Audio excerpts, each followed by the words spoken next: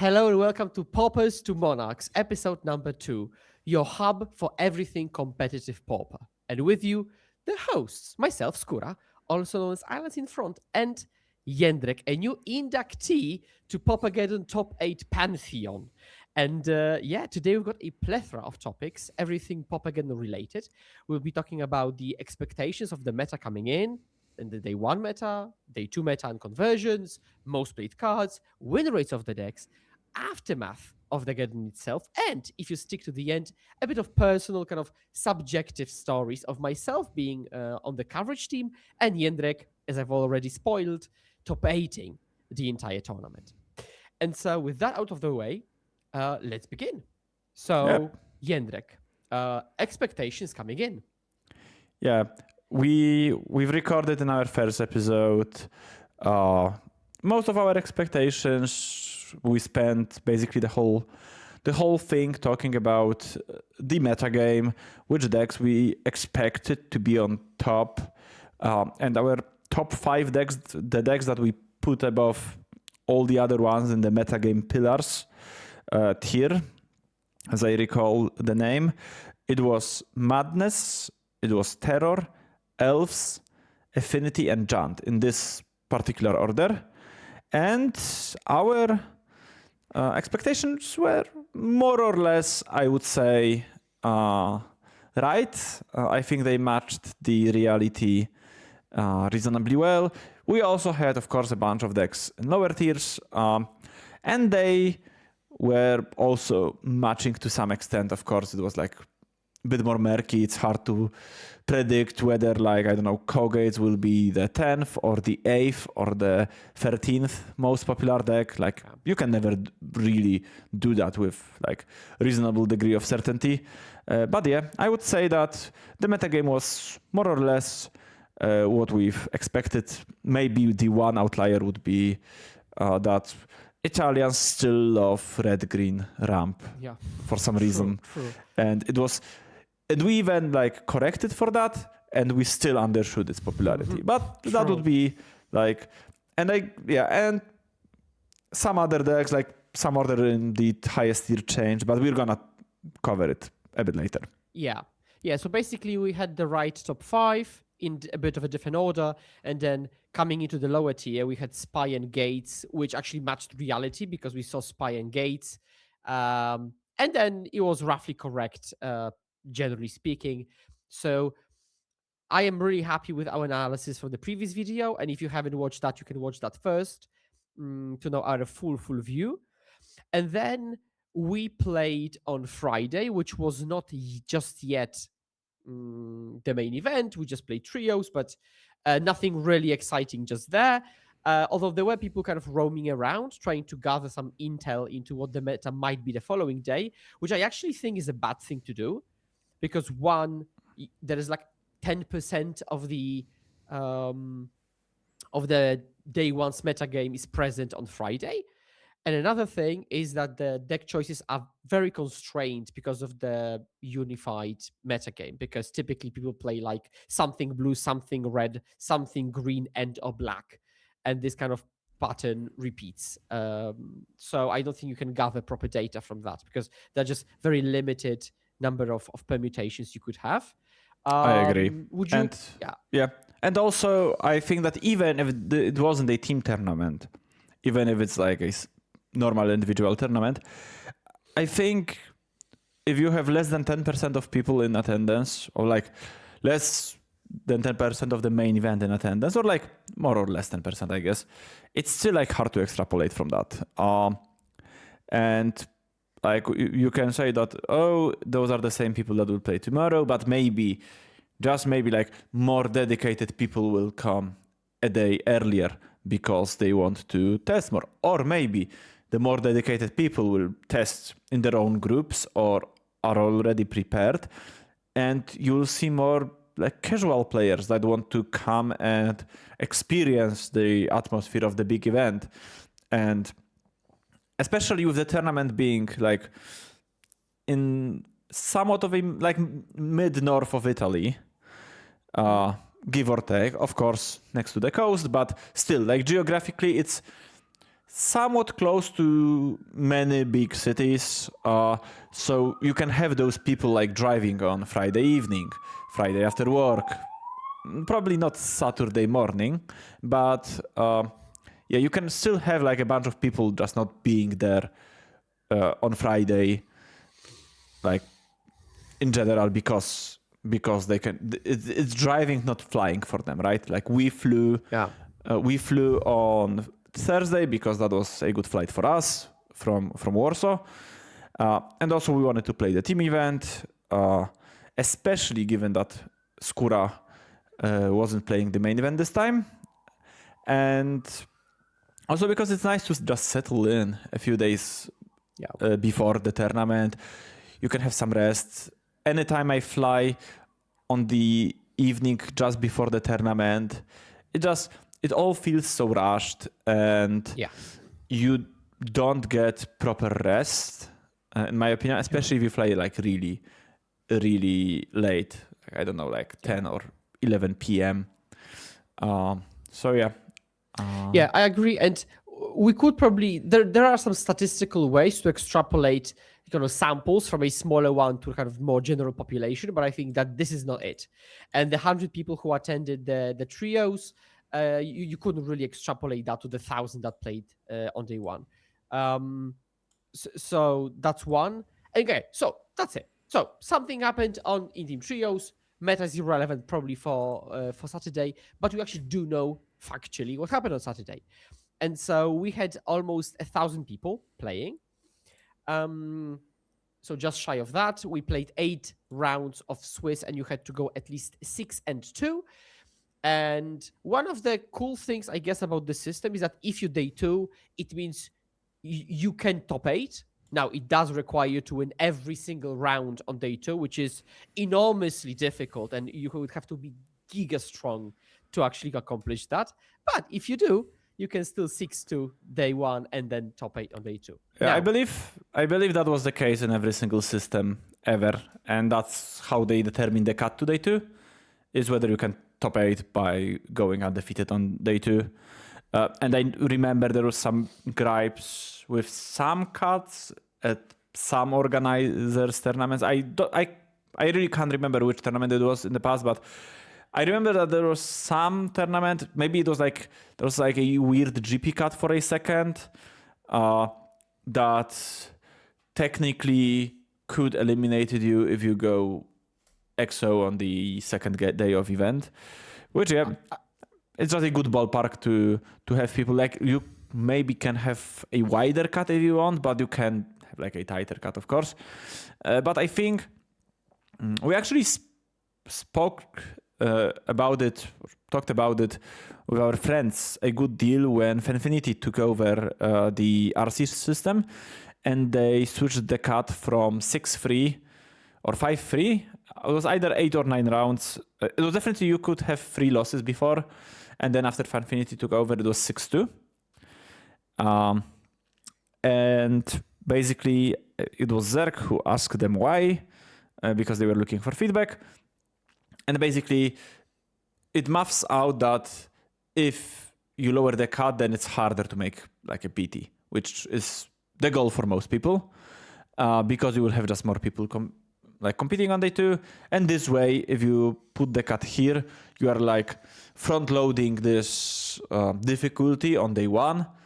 And then it's also like, because it's the same degree of difficulty combined, because sure, it's easier to go to advance to day 2, but it's harder to make it into on day 2, even if you are like 6-2, like if you are 6-2 on day 1 with 6-2 cut, then it's easier for you to make the PT than if you are 6-2 and it's a 5-3 cut.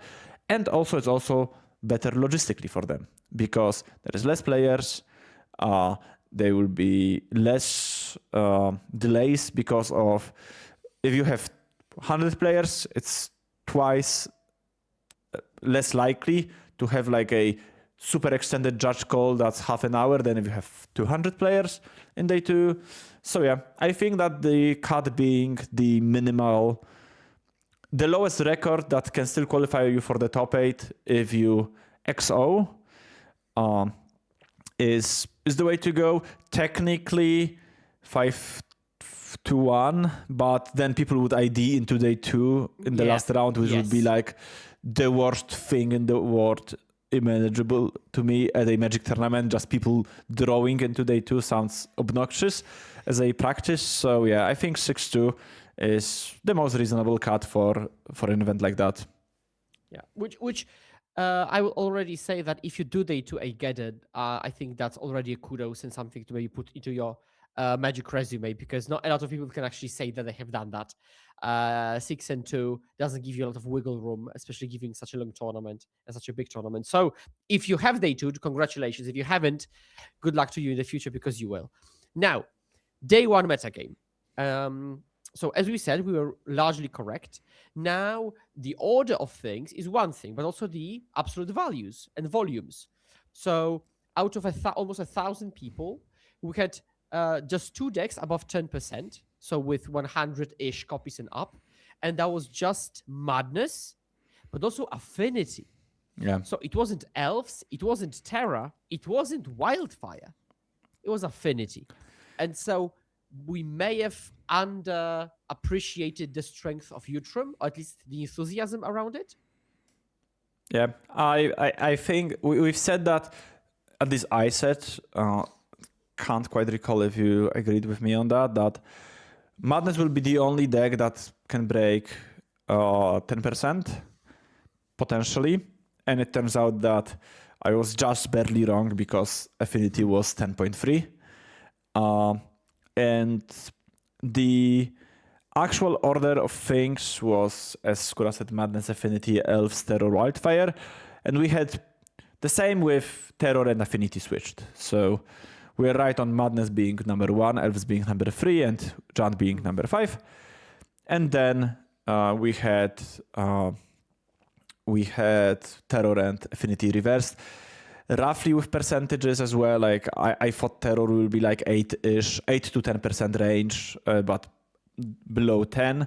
And Affinity actually turned out to be a bit more popular than I thought it will end up being. And another thing that is kinda interesting to me is how small the gap between Jędrek, which is the lowest deck in this category, and the next deck on the list, which is Spy, was.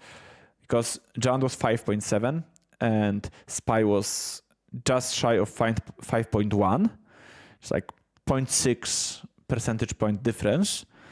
And it's basically the same difference as between Jędrek and Terror, which was, it is actually the exact difference between Terror and Wildfire is the difference between Wildfire and Spy, which is the first deck in the second category we had. So yeah, the metagame didn't have as crystallized top tier as we would think. And basically, I would just move it to, if I was doing like a metagame analysis with this dataset, for some reason, I would say that I would shrink our tier 1 to just Madness, Affinity, and Elves. I think there's like enough of a drop off between Elves and Terror, particularly when we will talk about day 2. And it's mostly an eye test as well, because when I was sitting on higher tables, I saw very, very little Terror around me and a lot of forests everywhere. But yeah. So I've got a question, because we put forward a specific hypothesis, which is that this is going to be 1, a very flat metagame, and 2, that the category other will be more important than ever before. So how much would you say we fared on that hypothesis? I think it was a bit less flat than we thought. So I wouldn't judge us successful on this front, because there was like more Madness than I thought, more Affinity than I thought. Think Elves also more popular than I thought. So the top 3 decks were 30%, give or take 30.5% total. while I would, before the event, I would say it would be closer to like 25-ish, something like that, which makes it like a bit more top heavy. But the other part of the others category being like more successful, I think that kind of came to fruition. We've had the first player after Swiss was Data Pusher playing Ruby Storm. I was the last undefeated person in the event. I think he was undefeated up until top 8 because I think he was 12-0, then double drew. He was. And only lost in top 4 afterwards in the playoffs. And we also had some other interesting decks. We had Pestilence, which is a variation of Gardens, but it's like less popular variation of Gardens. And Gardens is already on the like edge of being into other category, depending on your like classification of other. Is other like percentage gated or copies gated? Because at like large tournaments, you would say, oh, others is everything that's below like 5 copies. But at a like 1,000 people tournament, I would venture that anything that's like less than 2% of the metagame is others or something like that. I've had fairly diverse like experience myself. I don't think I've played against any decks twice in day 2. Other than playing against elves once again in playoffs, but in Swiss, I've played against Ramp or Ponza, against elves, Heroic, Gardens, Altartron, which is another like other deck, let's say, and Spy. So yeah, quite diverse experience, at least for me. Funny thing is I haven't played against a single Madness opponent throughout the whole tournament, which can show you how, even though it's the most popular deck and on average you will play it like once, twice per tournament, you just will dodge these decks sometimes, or not maybe dodge, because dodge I think kind of assumes intent on my part. Just happened to fall that way. But yeah, I think the metagame was kind of diverse on the back end, let's say. So even though the front end once again was a bit more cumulative or cumulated than we thought, the back end was more flat, and yeah, so many offbeat decks, even on high tables. Yeah, I will just add on a very personal note, fairies, which look to be kind of down the pack. But if you combine, and I'll just do this for fairies because I just noticed, if you combine Dimir and Mono Blue fairies, they're actually in this kind of middle B tier territory because they have very similar representation like Colgates and Gruul. So this just shows you that the fairy representation is pretty strong. Even when it's a bit scattered sometimes, across two versions. So you are actually pretty likely to play against a fairies deck, and more than it would be for White Weenie or Familiars, for example. So just a small observation. But also, if you combine Dimir Terra and Mono Blue Terra, it actually kind of gets into the top 3 range. So you might want to do some cumulative stuff, but yeah. But yeah, the popular stuff is still popular as it was. But as Jędrek mentioned, and actually a few people have told me, you might literally not play against a single and then insert some popular deck here throughout the whole tournament. The Elves player that won played against Zero Madness, similar to Jędrek, for example. There are people who played Madness, played Zero Elves.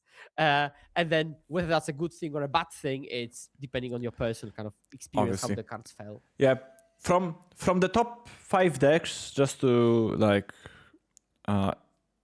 go a bit wider on my perspective, I haven't played against Madness, I haven't played against Terror, and I haven't played against Wildfire. But I've played Wow. elves twice and affinity 4 times. So, Wow, well, crazy. one of the affinity, those 3 Grixis and 1 Esper affinity, which is like the Esper affinity is in those like 1.7% range. So in total, if you add Esper affinity and Grixis affinity together, it is more popular than Madness.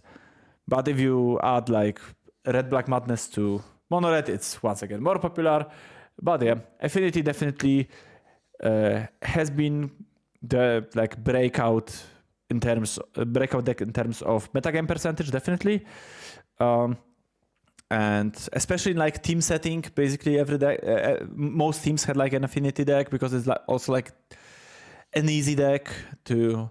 Well, I'm saying most teams, while our 2 teams didn't have affinity, but when we were versing other teams, affinity was definitely rather high. And with that, we can transition to how it did.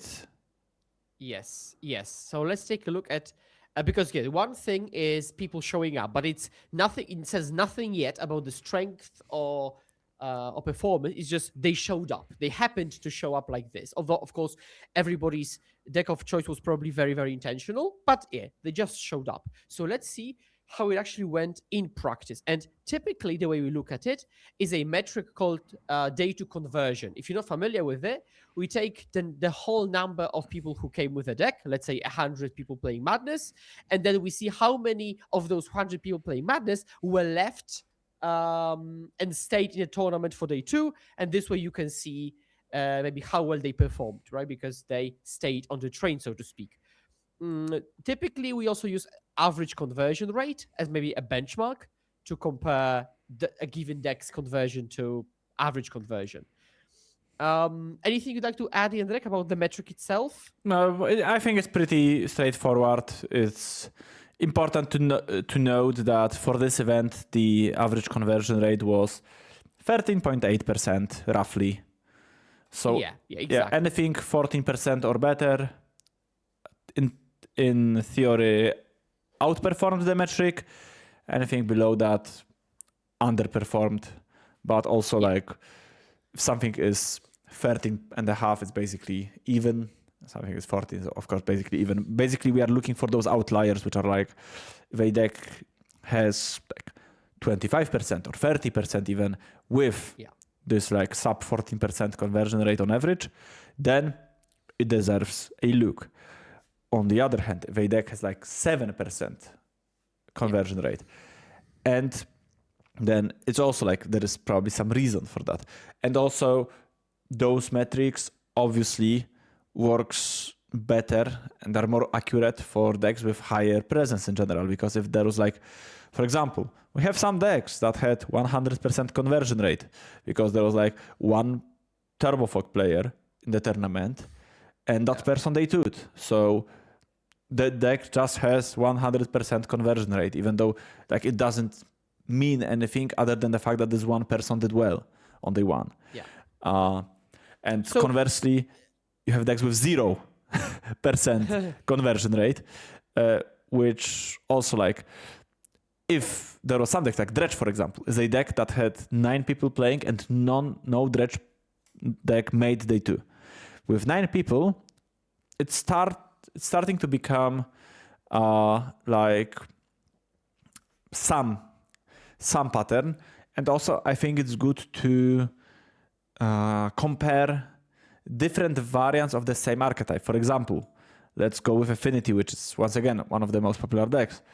Grixis Affinity had 14% conversion rate, which is just, as we agreed, the average or very, very slightly above average conversion rate, while Esper Affinity had 5.8% conversion rate. It was literally 1 out of almost 20 people playing Esper Affinity day 2. So, as like to compare with like 1 in 7 Grixis Affinity. So that might mean something. Might also not, of course, because sample sizes are small. But in general, conversion rate definitely like a nice visualization, but I wouldn't be like super, just like with win rates, I wouldn't be like super clingy when it comes to like, oh, but this deck had this conversion rate and it's like yada yada yada. Remember on the summer Geddon there was like this narrative that Affinity is terrible because Affinity had very, very bad conversion rate at that particular Geddon. But it didn't mean that Affinity became like terrible deck overnight or something like that, right? So I've got a question to you then. What do you personally treat as a reasonable sample cutoff?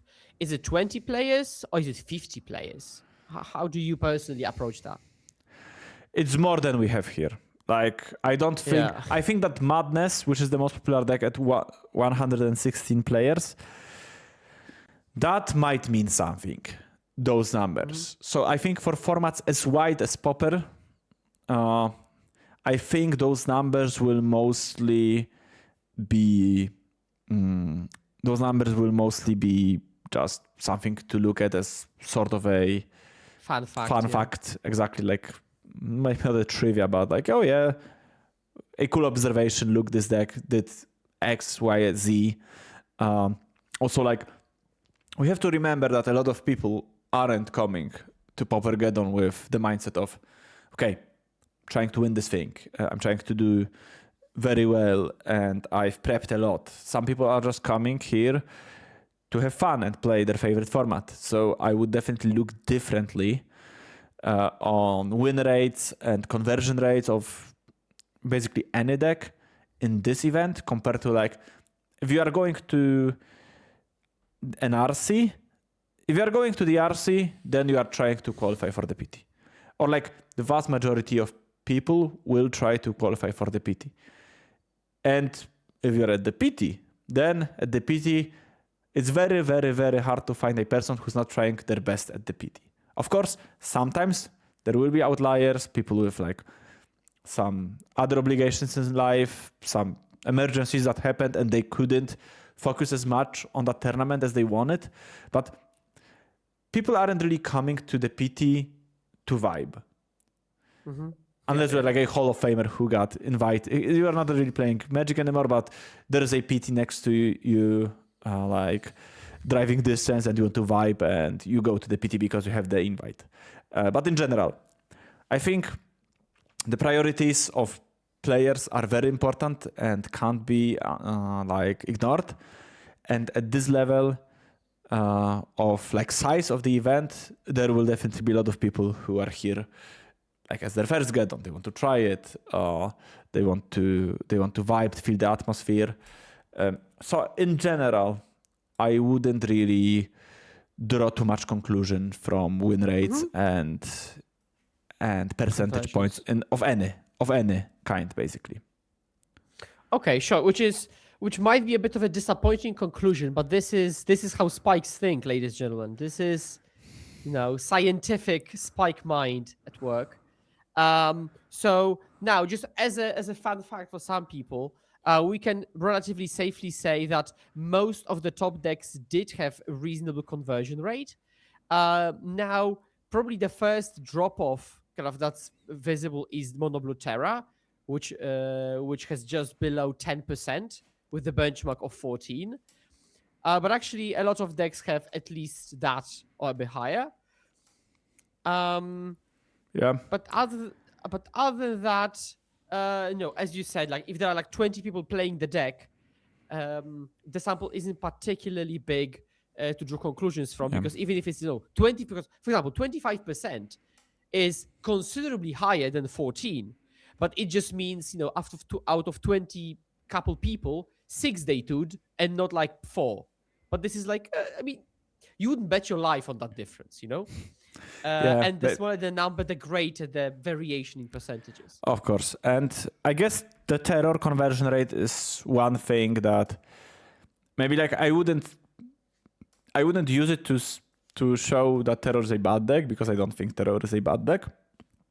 But terror is a type of deck that I think has a very steep learning curve and definitely rewards very tight play much more heavily than some other decks in the format. And if you are a type of person who isn't like super invested in Magic and you are playing Terror because you like to spend mana and draw cards and perform game actions of sorts, then of course it's okay. It's perfectly fine to go to Geddon to cast some cantrips and have fun. But you will lose much more games than people who are like expert terror players.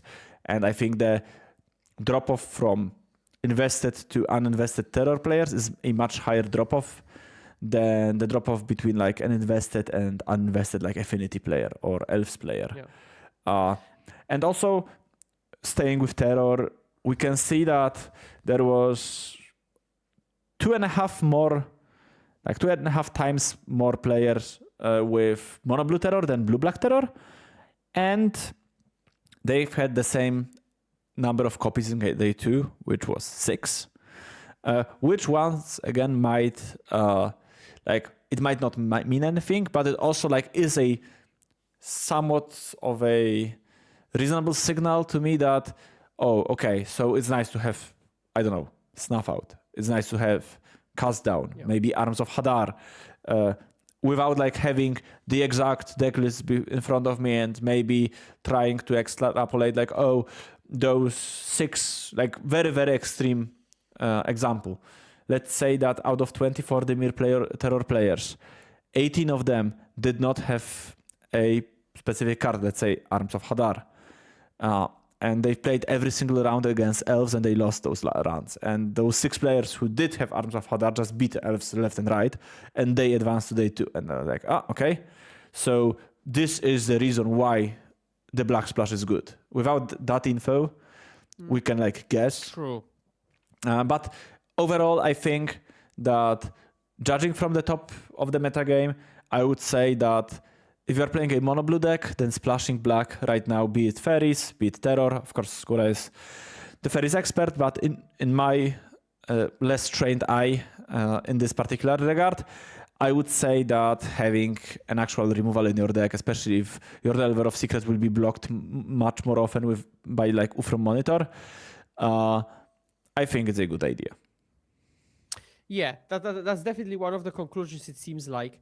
And it's probably worth it to kind of group decks a little bit from the perspective of you, because depending on the deck you play, it might be less important if the opponent has Snuff Out, but more important if they have the card Tolarian Terror, at which point you would group blue-black and mono-blue Terror, because that's the key part.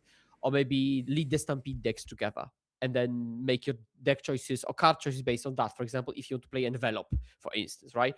Or group Affinity, Esper Affinity, and Jund, because you're thinking whether to play Dust to Dust in your deck, right?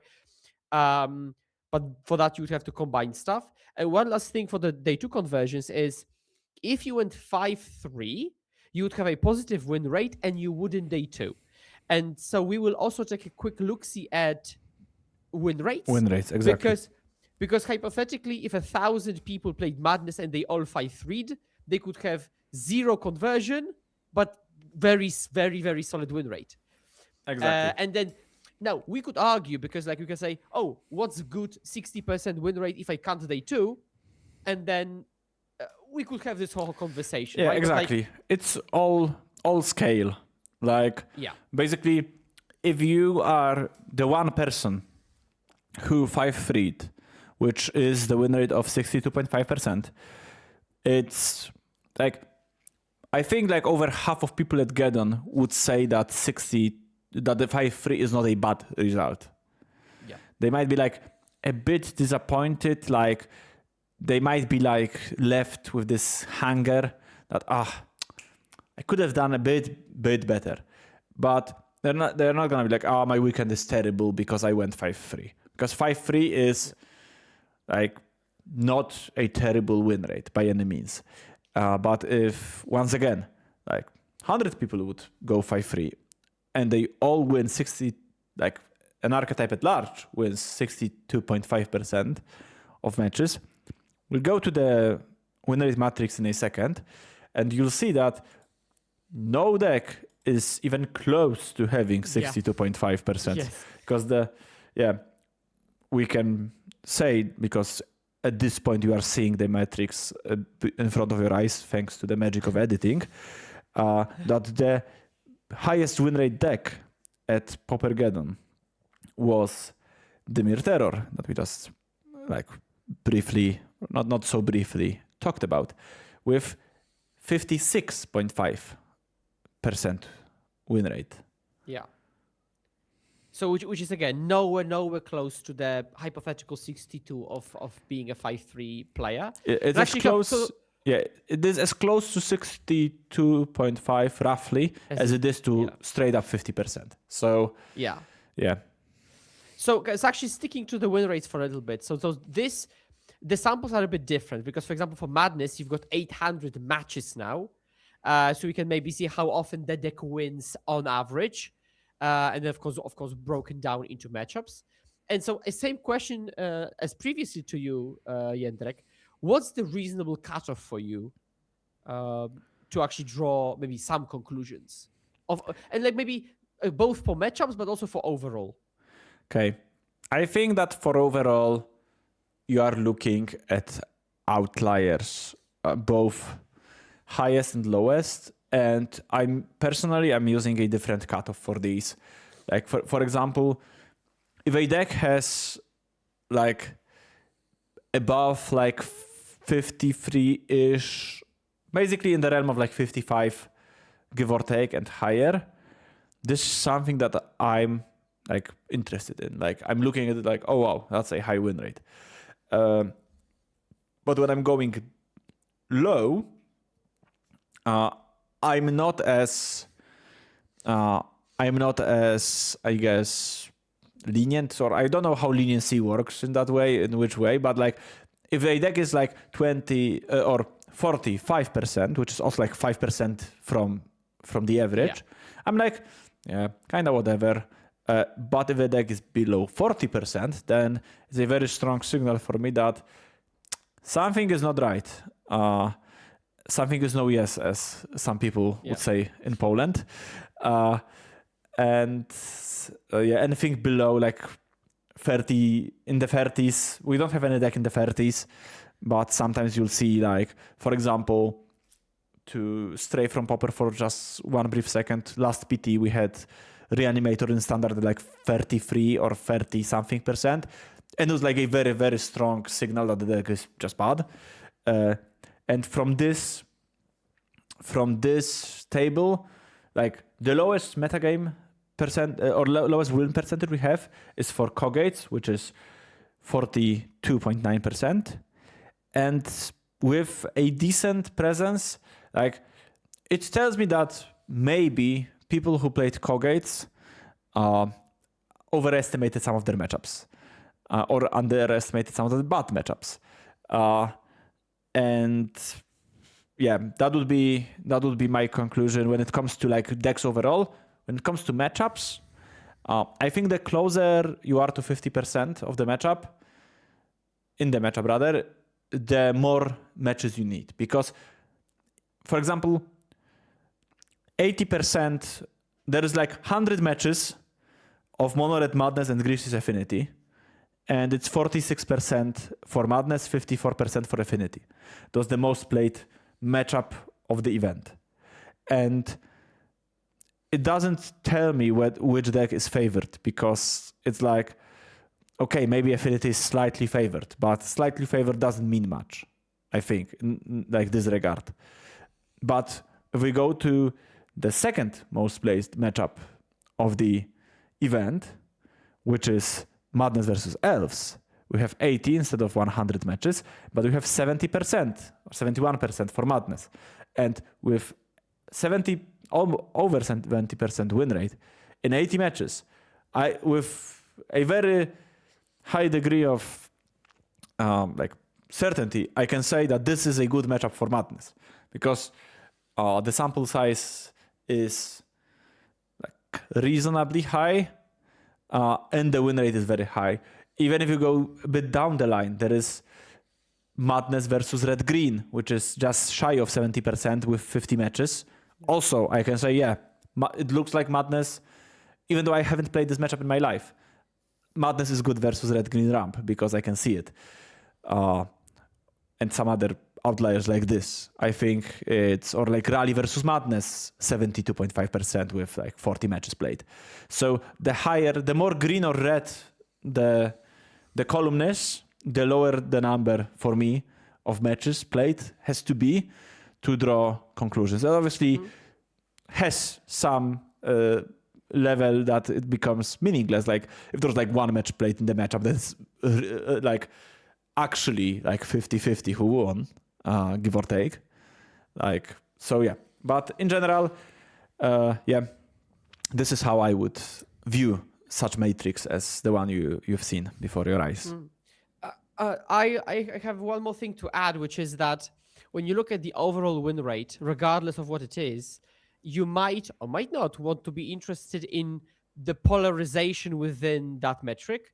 Because, for example, if you have 50%, this could be 50% across the format, which could be a good thing or a bad thing, or it could be 20s and 80s across the board, and you might be like, well, at this point I'm almost tossing a coin whether I win or lose, And sometimes we talk about players who love 50% decks and some people who love 80% decks, accepting the 20% sometimes. And I'm also curious, Jędrek, like, what's your view on this? Like, if you saw Madness or whichever deck, 50 across, right? Or 80s and 20s. So obviously, I think...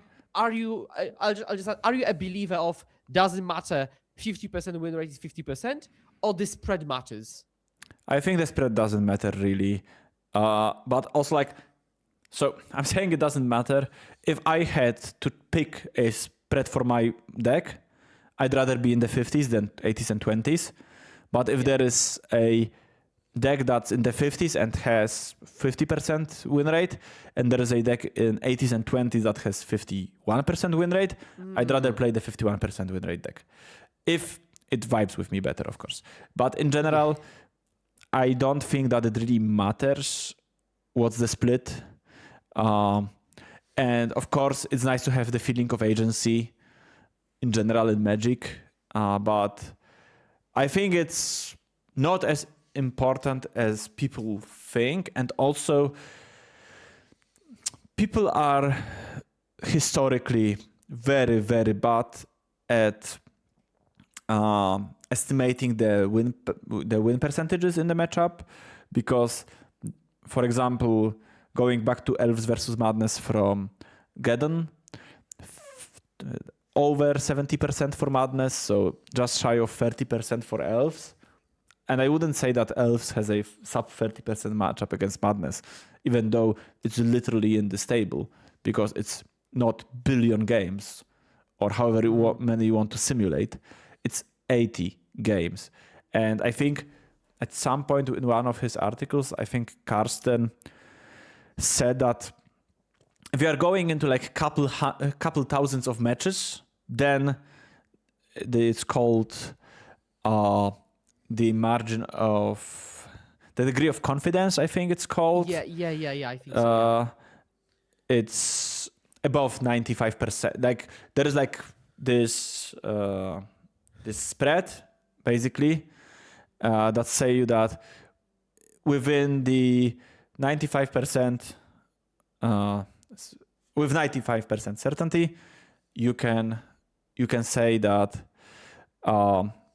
that this matchup is in this spread of like between like 55 and 57% or whatever, and this spread is like, or this thing is getting like narrower and narrower with the more matches you are playing, with the higher sample size, and eventually it will be like going or trying to reach like 0% of width of this thingy. Sorry, my math terms are not very good in English, or at least those statistical ones. But yeah, I think that also people are like, is one very nice thing that I've had, because like if you have like those couple thousand matches, or even let's say that there is like, for example, I will make this parallel to League of Legends, which is a game I've played many thousand hours in my life. And in League of Legends, because there are so many games played, if a champion has a 55% win rate, it's absolutely broken because it was analyzed upon like a couple million games of that champion. And so we know that 55% win rate, like true win rate, not suspect win rate like from this matrix that, I guess is like, but actual win rate, 55% is a lot.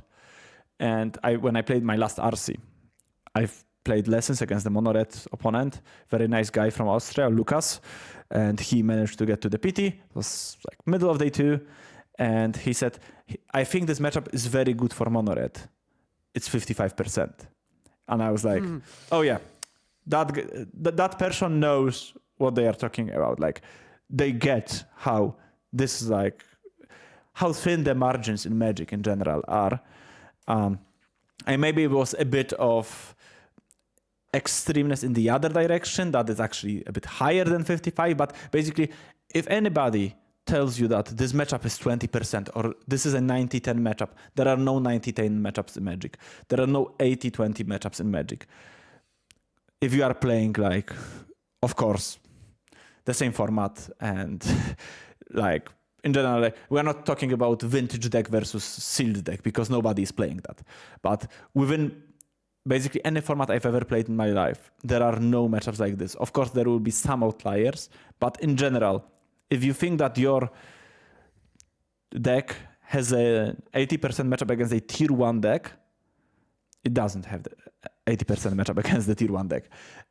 It just doesn't happen in the vast majority of cases.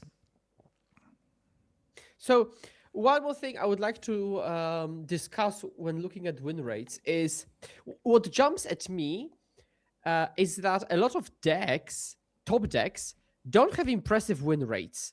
They're rather disappointingly low, or rather maybe accurately so. But there is a sentence that really wants to come out of my throat right now, which is, are all Pauper decks bad?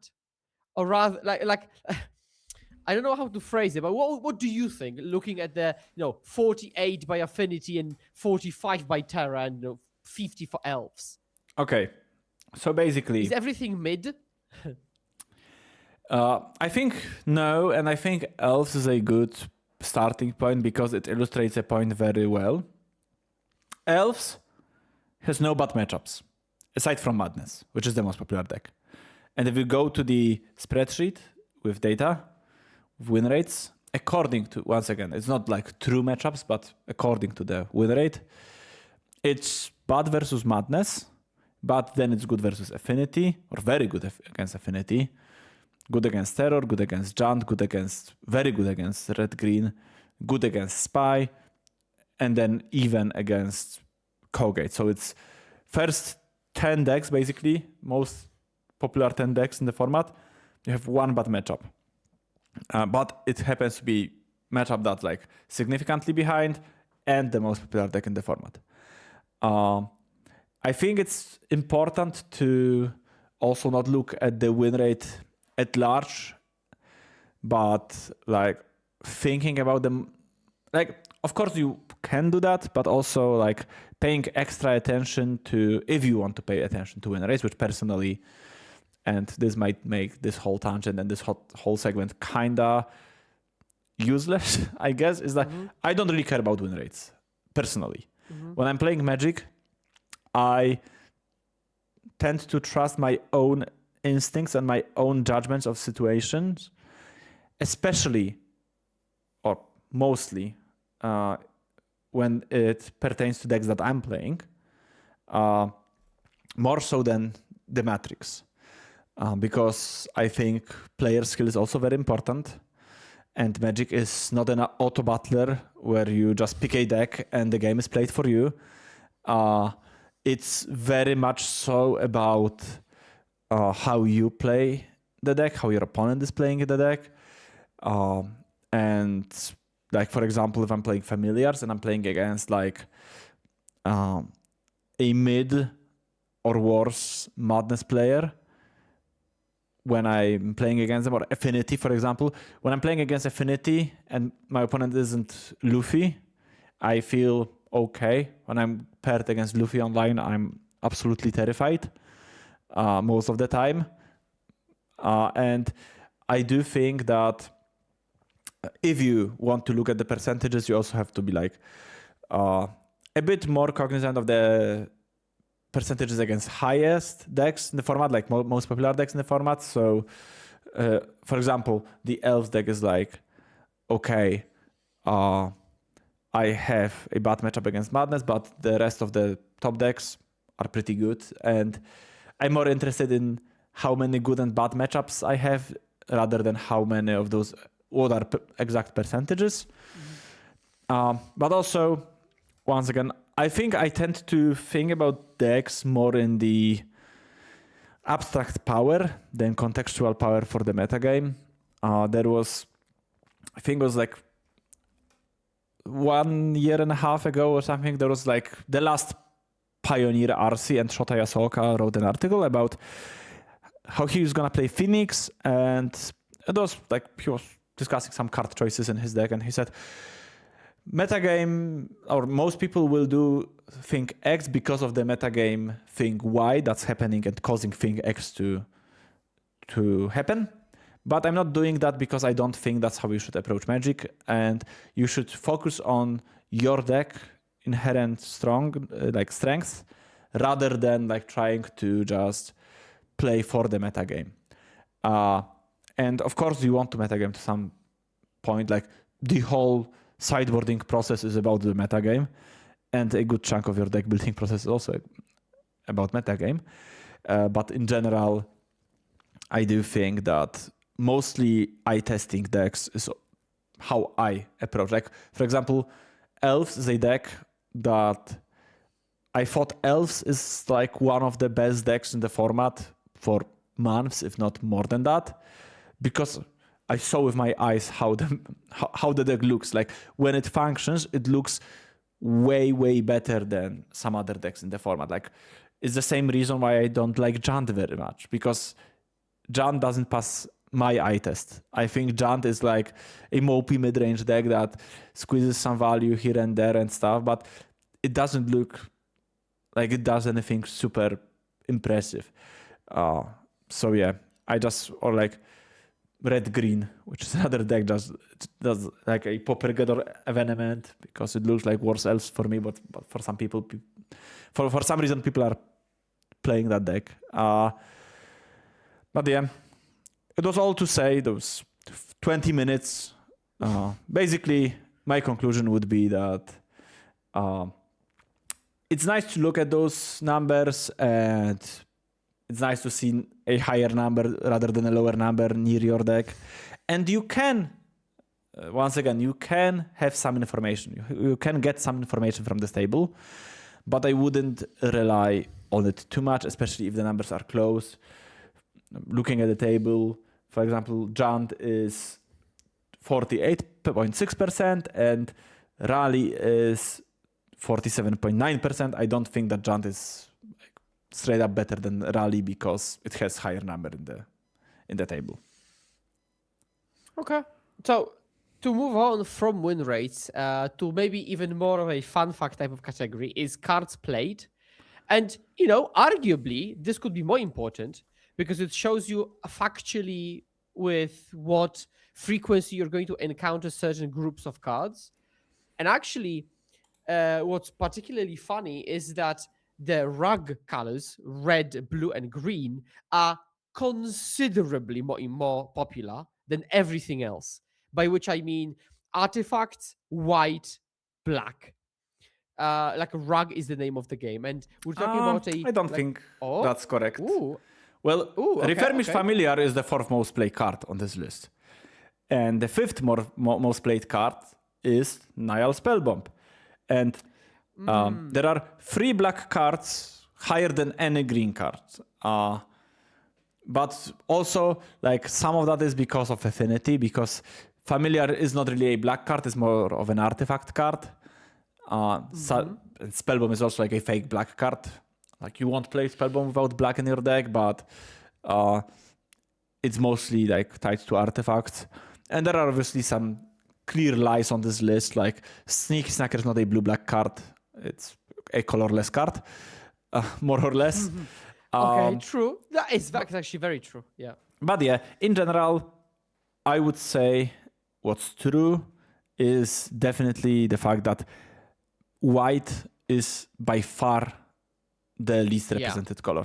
And yeah, I struggling to find, and the first white card on this list is Dust to Dust, I think. It's Thraben Charm, I think. It's actually. But Yeah, it is still. Thraben Charm. It is Thraben Charm in like 4th row of this graphic. Yeah. Yes. White is like non-existent for all intents and purposes, which might not be a good conclusion for you because you don't play, for example, like White Blast, so it doesn't like inform your decision maybe too much. But maybe if you are an artifact player, maybe your fear of Dust to Dust, maybe it could go away a little bit because white is not really particularly represented. So what do you think of this metric in general, like card representation? Do you think this is more useful than win rates, or still just a curiosity? It's not really. It's not in the same dimension as win rates. Really, it's more of a metagame thing. Like, it's an alternative take on metagaming, right? Or like metagame percentage. But this is more akin to what we did with our tier list, right? Because it was based on the frequency of having to play against X, right? Yeah, but it's once again, it's not. You're not comparing how successful those cards are. You are comparing how popular they are. So yeah, you are basically doing a metagame share in a different form than archetypes, rather cards. And what it tells me is that the thing that we all knew, blasts. Like some people will tell you that blasts aren't the best cards in Pauper, and it basically obviously depends on your definition of what the best card is. But I think saying that blasts are not the most impactful cards in the format is straight up wrong.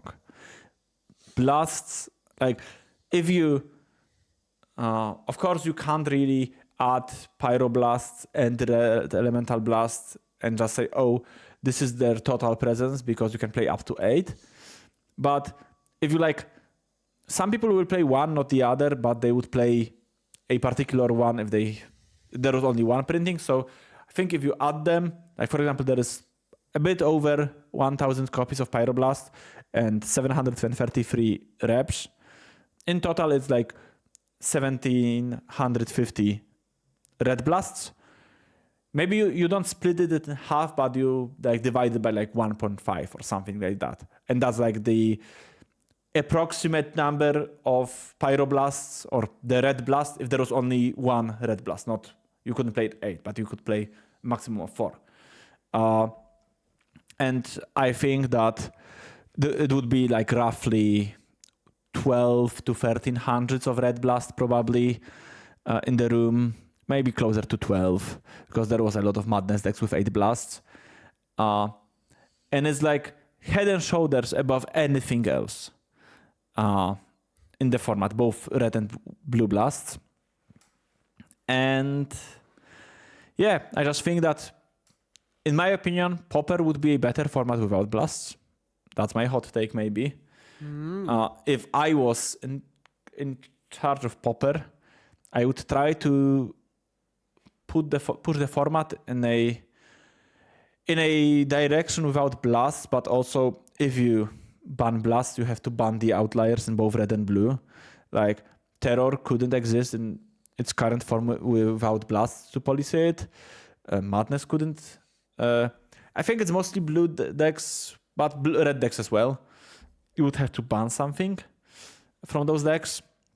But overall, I think it's mostly a fun little metric to have, which cards are popular. But overall, it doesn't like give you much real info. I would like to take a minute and shout out Lorien Revealed at number 3, which is a card that for some reason some people are still super stubborn about and don't want to include them in their familiars deck. We're gonna cover familiars later on a bit more, but please play Lorien Revealed in your familiars deck. That's all I wanted to say right now. Okay, so now given all of that, the question is where we go from here. And the question is basically, will the metagame in the upcoming days, weeks, or even months before the next Geddon, will it mirror somehow what we have seen so far, or what kind of ripple effect will we see? Because people might want to play decks that are good against the decks we saw, and I think personally we might see a bit of an uptick, although it might be in the fringe category of linear decks, because I think people may have noticed that there is something going on with the proactive linear combo strategies in Pauper. They're not unplayable completely, all thanks to Ruby Storm being 12-0, but also Ruby Storm being at high tables at day twos. So I think we will see a bit more of linear decks. One conclusion you already mentioned is that blue decks might likely shift to being blue-black because the data suggests, or I mean, uh, empirically, it all suggests that blue-black might be the way to go to have hard removal. Anything else you would list as a kind of maybe short, mid-term kind of trends to draw from this? Not really. I also wanted to shout out Ruby Storm because I think that for the most part, metagame changes are extremely narrative driven, and there is this narrative of Storm being like maybe not a breakout deck, but the story of the weekend. It's like Storm being the last undefeated deck, Storm top 8ing. And I do think that Ruby Storm is like we already covered it last week, not to tout our own horn a bit too much, but we've said that Storm decks might be underplayed in general. And this weekend shown that Ruby Storm is a good deck. And there might be more Ruby Storms. I think that when I played my second to last round against Daniele from the Bergamo League, shout out to Daniele, he played, or Davide, sorry, it might be Davide, the Altar Torn player. If you are watching this, you know who you are. You played very well. And he told me, when I asked him what is the matchup against Familiars, he said, with this version, it's bad because you can beat Infinite Life. And I think that the metagame is bad against Infinite Life and Infinite Creatures. And I think that's true. And like trying to maybe exploit this weakness, so to speak, of like, I don't even know if you can call being weak to Infinite Creatures a weakness, but not being able to win through Infinite Life is some sort of like disadvantage, let's say. And maybe even not disadvantage, but something you can exploit as a brewer, that maybe getting to Infinite Life, which is easier than dealing infinite damage, maybe you can try to do that and develop like a plan around it. There was actually also the pizza combo in top 16. And maybe the conclusion is either or both that combo decks are stronger than we give them credit for, and or there is more opportunity to brew in the format than we give it credit for. I think so. Which might be both true, or maybe those are linked or they're separate to things. But, keep on brewing, keep on playing your favorite decks. This is not financial advice, though. Right, so this is Paupergeddon. And at this moment, I think we can switch to two personal aspects of this entire trip, mine and yours. And I'll start with mine. I was a caster this weekend. And if you watched any of the coverage, you saw my face probably every single round, a couple of times. Sorry. I did deck techs, interviews, post games after feature matches, and day two I cast day two, and then the top 8 with the mixed co-casters was Alessandro Moretti in the day 2, and then Andrea Mengucci in the top 8. I did enjoy that quite a bit, I'm not gonna lie. Does it mean I'm going to come back to the booth? That remains undecided, by which I mean I haven't decided. We'll see. It was quite an experience. Now, it won't be always even possible because there will be tournaments like next time, Top Pauper Player, for which I'm qualified, that I would surely want to play. But this was a vastly different experience. I highly suggest you check out my vlog so you see a bit more backstage stuff of what it looks like. But it's really exciting to just watch people compete, talk to them after they have won, talk to the people who brought the most interesting decks and performed well. and also be in the thick of it at the very top tables, casting live, all of it, seeing chat reactions, and see us peak at 3,000 live viewers. Like this is something else, and it also gave me a bit more time and perspective to vlog, which is both content creation but also me seeing what's going on. Talking with Shivan, talking with the professor. It was really cool. It was really cool to look at this from the other side. I did play on Friday, so that maybe gave me a bit of that playing vibe.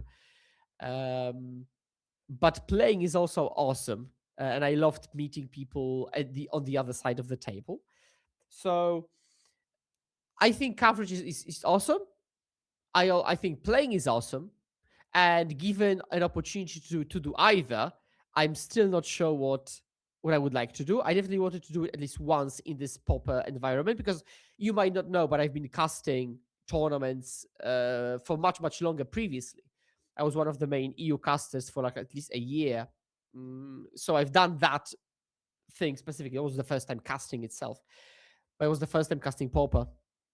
So yeah, I hope you all did enjoy me casting.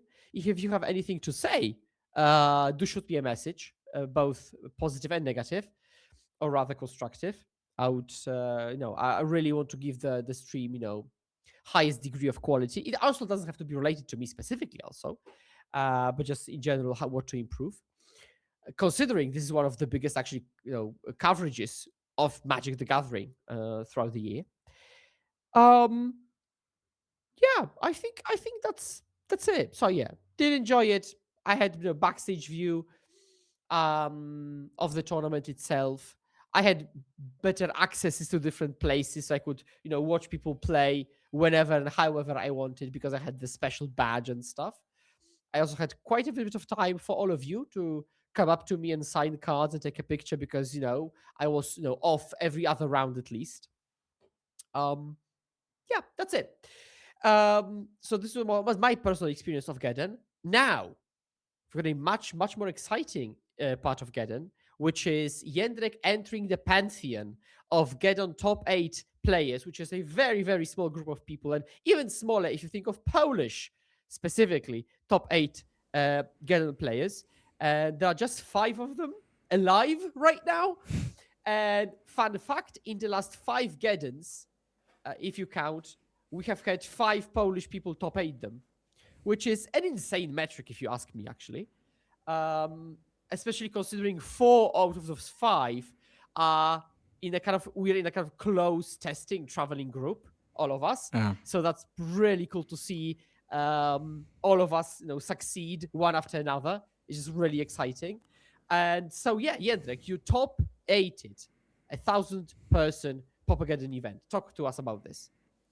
Yeah, so of course it was an amazing event for me. That goes without saying, but I'm still gonna say it just in case. So the metric that we jokingly use with our friends in our Pauper group comes from one of the salty people on Modo, is equal luck. And that person, I don't remember who it was, messaged our friend and said something about, with equal luck I would won, or something like that. So I would say that throughout those 3 days, my luck has been ramping. So I had a below average luck in the team event on Friday. Then I had equal luck on Saturday, and then I was really lucky on Sunday. Up until the very end, I'd say.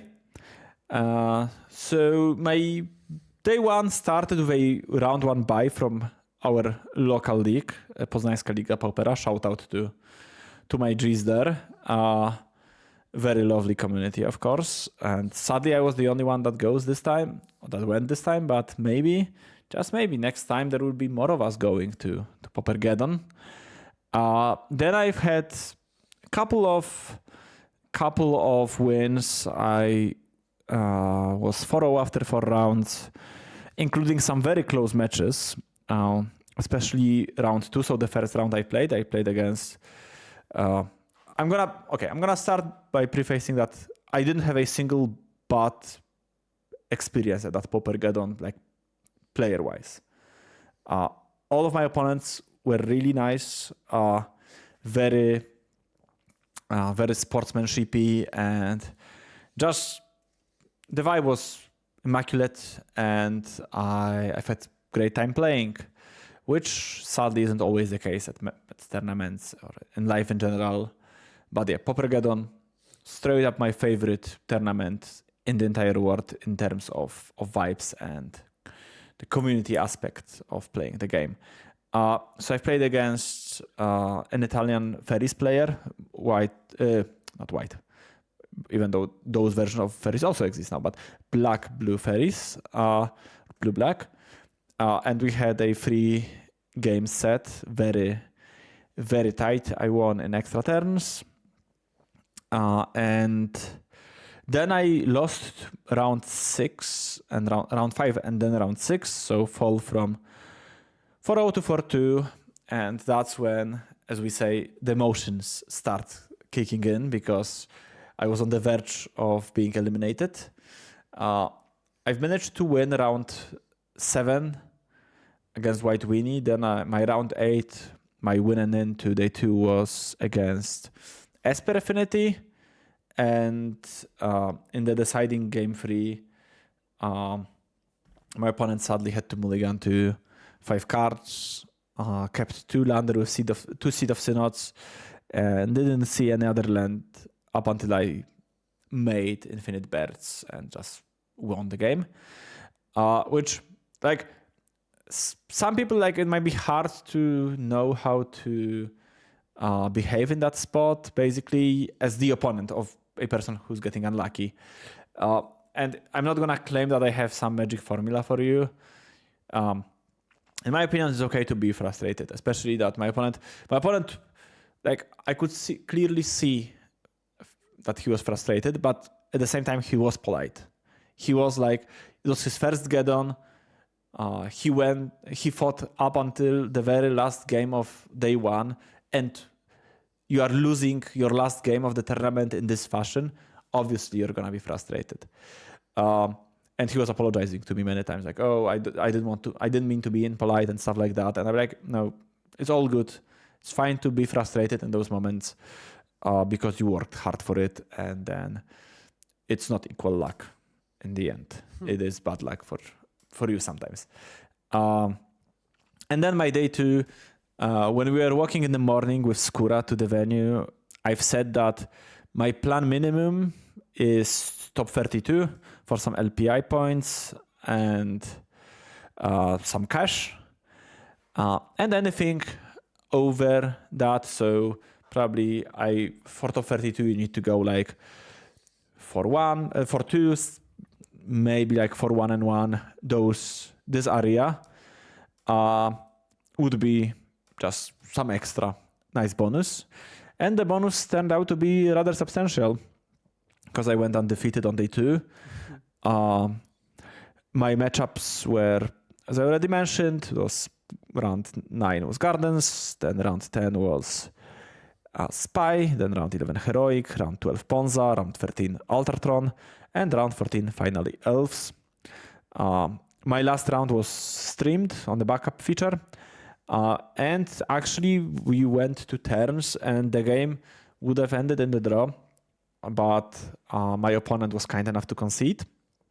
So basically, we couldn't draw to top 8 because it wasn't certain that we would make it.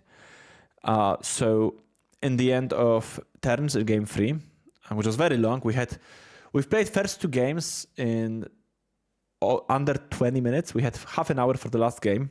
Still went 2 turns and still didn't finish. I've had the board on lock with Stonehorde Dignitary and Archaeomancer and Ephemerate. My opponent, my initiative, I've had the initiative. I've had a 4/4 Muldrifter, and my initiative was going to trap in the next room. So my opponent was going down to 15 life, and I would have actually physically win the game in the next 4 attacks with my 4/4 Muldrifter while killing every flying or reach blocker in its way. So my opponent asked me, shout out to Dario, once again. That like if we draw, I don't remember the exact quote, but it was more or less, so if we draw, we won't make it. And I said, it's unlikely because, once again, we couldn't draw. And I also, I have the winning board, so I would appreciate a concession. Or maybe he even said that he's conceding before I asked for it.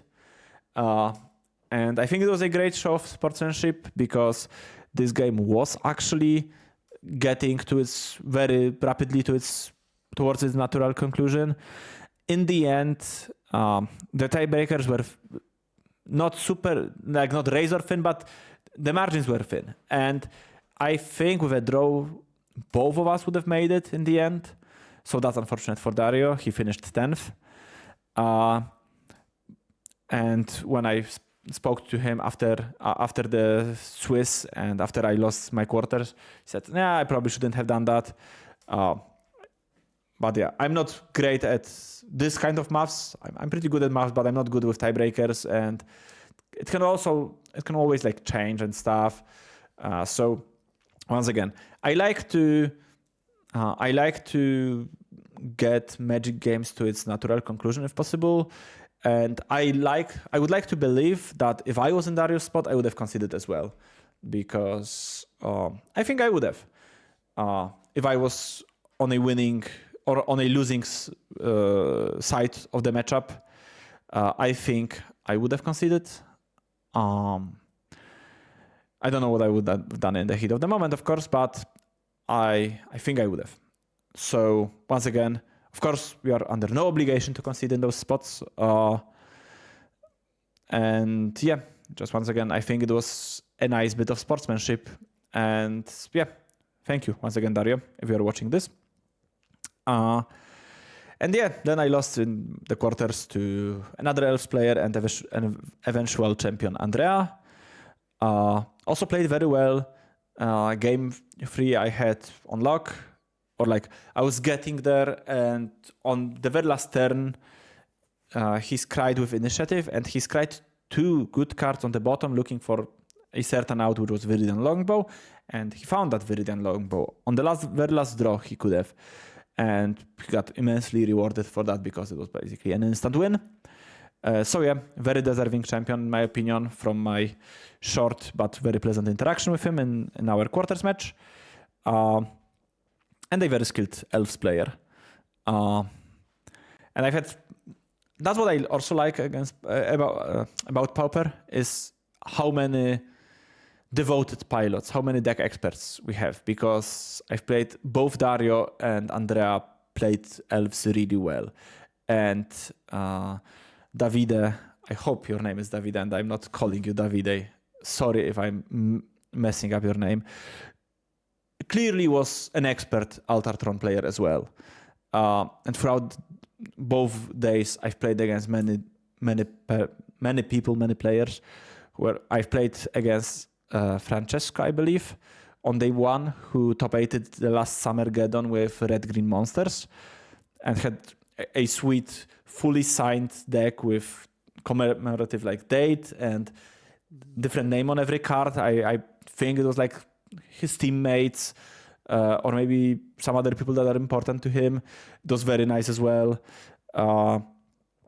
And yeah, it was great experience. I think, speaking more of the magic itself, not my emotions and my experience as a person, I think FAMS wasn't a good choice for this tournament with no prep.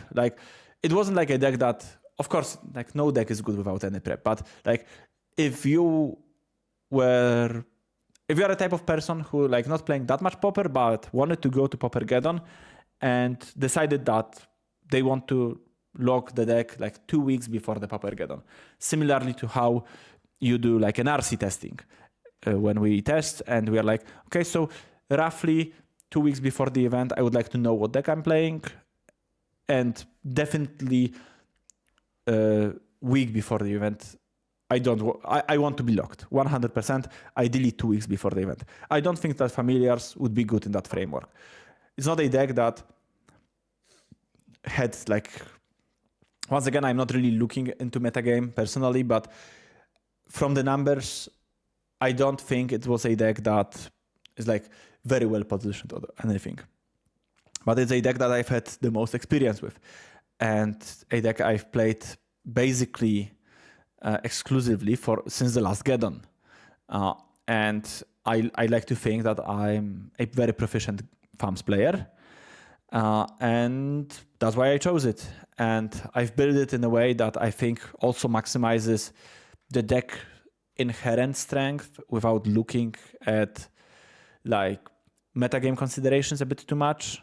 So, for example, I've been championing Pyroblast as a sideboard splash for many months, and I still think that it has its place mostly as a Magic Online tool because there is disproportionate amount of terror online compared to paper. But in paper, for the time being, I would stick with only 2 colors. It's more more stable, more consistent. You can play 1 or even 2 less lands in total between main deck and sideboard, which gives you more tools. You should, in my opinion, build your deck as much as possible around card flow, which is a concept that I think in those type of decks is very important. So you should play like a lot of Seagate Oracles, Muldrifters, Ephemerates, Meeting of Minds. Those are the cards that I think are very important.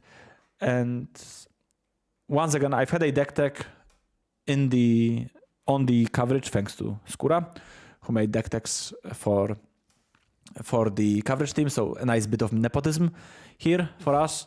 But I was 4-1 during the deck tech. So for what it's worth, it was at least a bit fair because I was doing relatively well.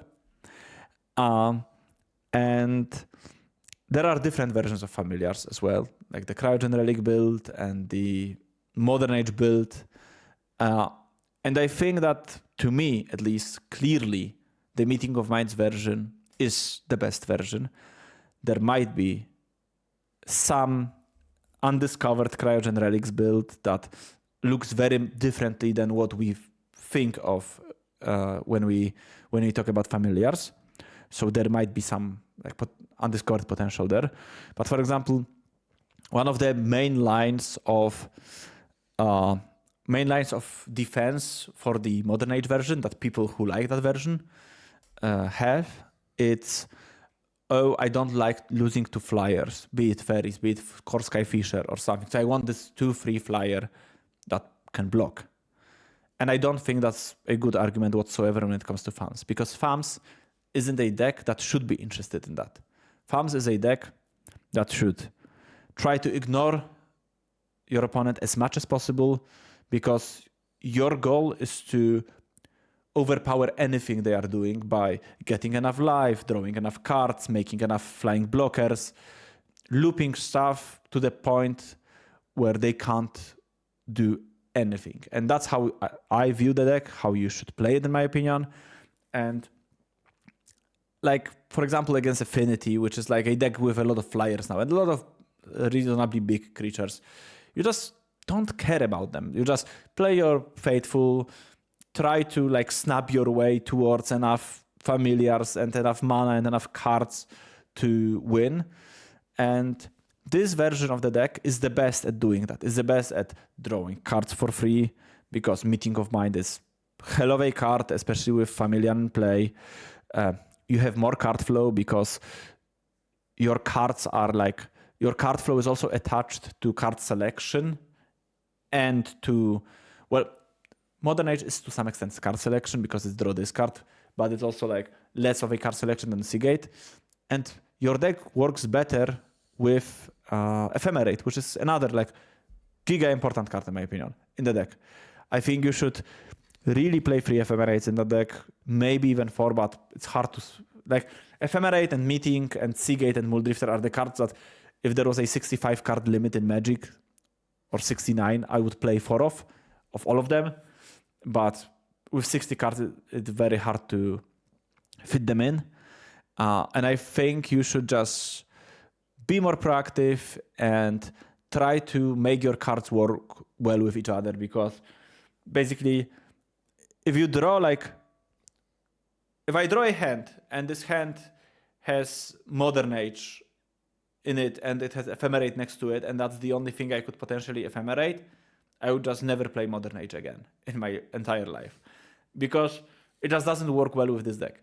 Like, I've played some gates. I didn't play a lot of gates, but some leagues, some paper tournaments. And I get how it's good in that deck, but in this deck, please don't do that. Please play my list. I'm the best.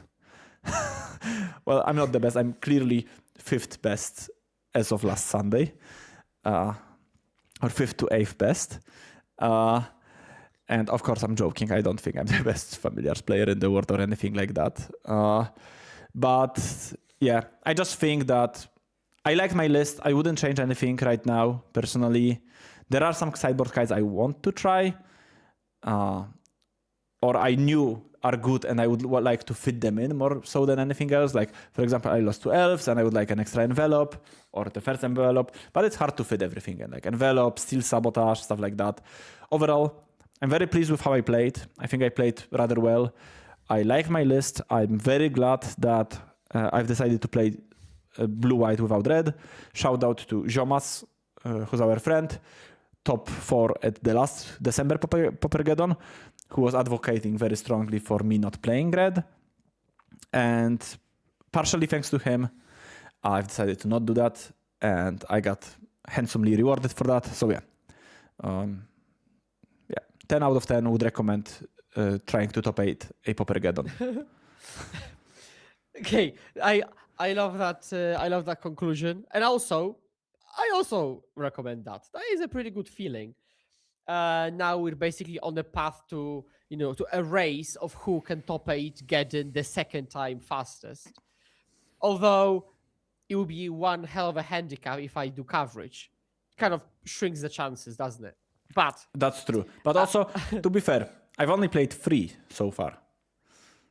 So I'm handicapping myself this way because I got into Pauper a bit later. But I think you will be a mainstay now on the Pauper train because probably. I'm definitely gonna visit or try to make every single Geddon from now on, and for the foreseeable future. It's just my favorite tournament right now. Likewise. Like, I also love competitive Magic, and I would love to play at the PT again. But yeah, in terms of vibes, Paupergeddon is what I told our friend during dinner on Sunday. I think is the best tournament in the world to do poorly at, because if you do poorly, you are still with your friends. You are still in Italy. It's beautiful. There's delicious food. The weather is usually nice, and just the best vibes. Basically, shout out to Paupergeddon. Yeah, the floor is much higher. Of course, Indeed. If you win, it's great wherever you are. Yeah. But the floor is much higher, and I fully agree with that. Although my experience is also a bit better, all thanks to you and coming up to me and saying all nice words and stuff and taking pictures, which always definitely. makes my day. It's just and getting blocks of cheese. It's not, on the same note.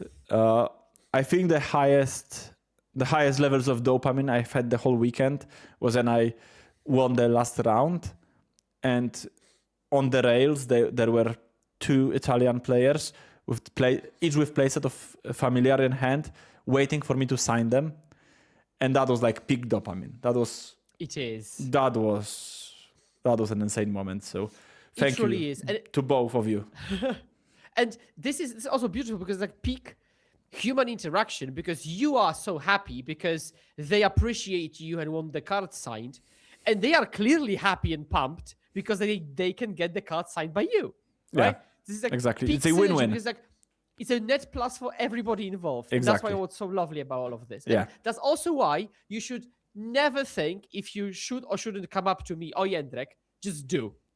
It's all just do. And we'll find time for whichever activity you'd like to engage us. Unless you see us playing or running somewhere very fast, just stop by and say hello. Yes. Literal running might be the cutoff. Yeah. But otherwise, feel free to bother, so to speak. Yeah.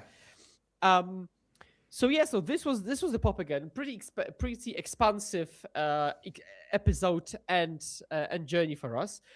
We will see each other regularly. Next episode, we will see what the topic is going to be. We want to monitor the metagame at large. Talk about the decks maybe we experiment with, but also be up to date with maybe some Pauper drama or speculation on stuff. So if We'll you see. also have some cool ideas for us to talk about, shoot them. You know where to find us. And yeah. So, Jędrek, any last sentences before I close officially? Not really. Not really. Rather than, I guess, so that's when we are plugging our content, I guess. Right now is the right moment for that, as we are nearing the end of the episode and the old where to find us thing. So, of course, you can find me on Twitter, on Mystical Teachings. All the links will be in the description down below. And I'm also launching a Familiars MetaFi for people who are interested in getting all my knowledge about Familiars rather than knowledge of Magic in general. Basically, I want to have this nice community for people who want to talk about Familiars and read about Familiars and experience Familiars in this way. Basically, very likely that it's already up when you are watching this. And if it's not, just follow my socials closely. But yeah, very, very likely that you will see the link to my MetaFi in the caption below as you are watching this video. And likewise, you can find me, you probably know that already, but you can find me on my MetaFi, Fairies content. Also, this channel, feel free to subscribe because there will be a bunch of content released regularly. And what else? I've got a public Discord where we talk all things Fae. Everything in the description as well. So thank you very much for watching. And as always, your hosts, myself, Skura, also known as IslandsInFront, and Jędrek. And we will be your hosts for every upcoming episode. So stay tuned. Yeah. Thank you very much, and cheers. See ya. Yeah. See you when we see you. Bye-bye.